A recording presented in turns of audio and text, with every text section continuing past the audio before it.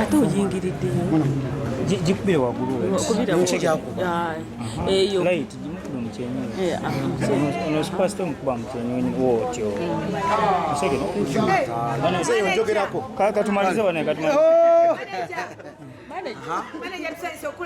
kabala bwe nakigambye sinikira eri haja luna numubiru obulamu gamba bukyasa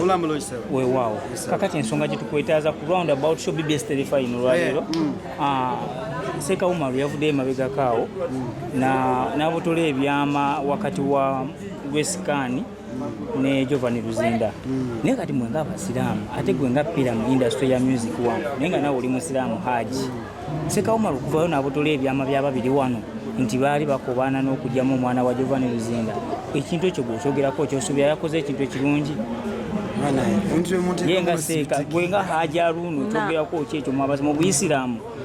tokulembeza obanga obuuza ebintu tokulembeza nga ddiini omuntu waliwo abeerera obudde bwe nga muntu newabeerawo n'omuntu nga ye ngaki nga eddiini neyingirawo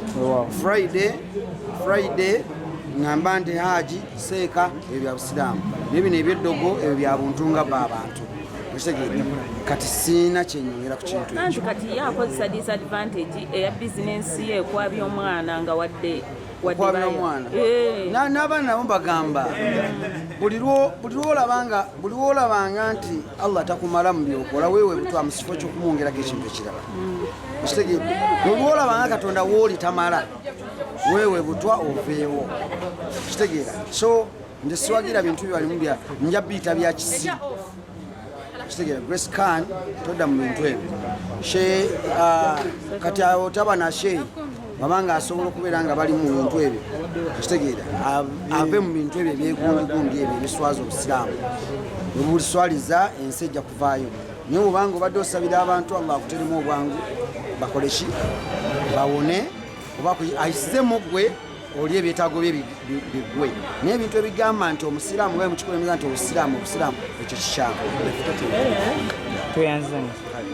yawo kyemutaddewo okuyamba dansa ali wansi eyo nga yandiyadde ayetaaga okutuuka ku mutindo gwemutuuseeko saawa zino badansa abali ogambye abaliwo wansi tugamba emitendera ki gye balina okuyitiramu okutuuka ku kyemuliko saawa zino n'obugumiikiriza because kintu kikulu ne batabeera nnyo okufokasinga ku ssente kubanga oba oyagala otuuka eno gye tuli nyumirwa kyokola andiyagala kyokola ekitegeera naye abamu siigambye mu bubi naye bayinza okuba abamu nga bafokasinga ku ssente zijja luvannyuma ate zirina tayimu yaazo nga zo etuuse ssente olaba newozeekweka nga tayimu etuuse eba ya ssente waffe nga tugenzeko okukatalekeka namulundo so kutunyonyere anti weekend twagenza okulaba nga tulinawo press conference mabegako wiiki ewedde Edrisa Musuza yabadde alinayo Edikenzo Festival press conference kati gwe nga timu Rema ate gwe nga anti Amalu best friend wa Rema Namakula so kutubuli ekiri munda tusuubire Rema Namakula okujja okuperforminga ku Edikenzo Festival 28 March Kololo Airstrip. Kati ombuuziza tusuubire Rema Namakula. Si kusuubire already bamuwadde.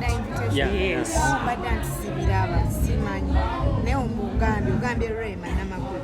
Nange ze Eva Namakula. It is better to talk to Rema Namakula. Namulondo tutwagadde otubuzabuze.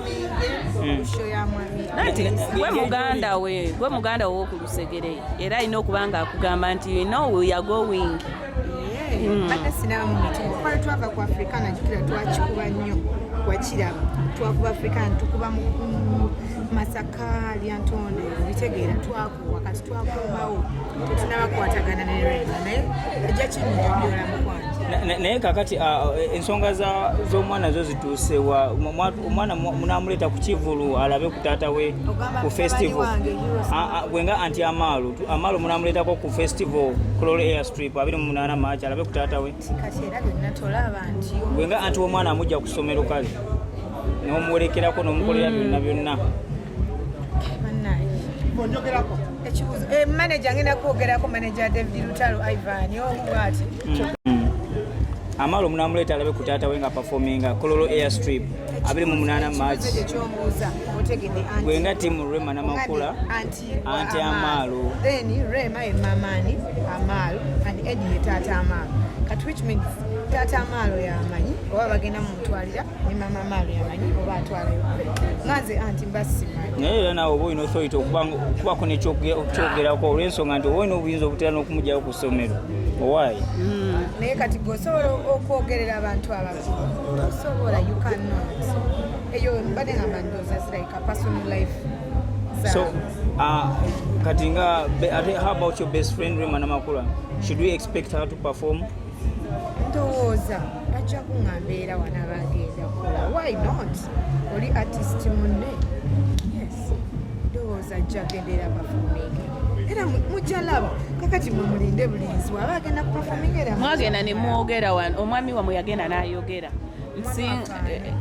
Doctor yagenda n'agamba mbadde ngamba nti yagenda n'agamba nti singa si mukolo Kenzo yandibadde takuba hit eno sina kyemanyi byonna byonna byongamba ongamba bipya byerere bipya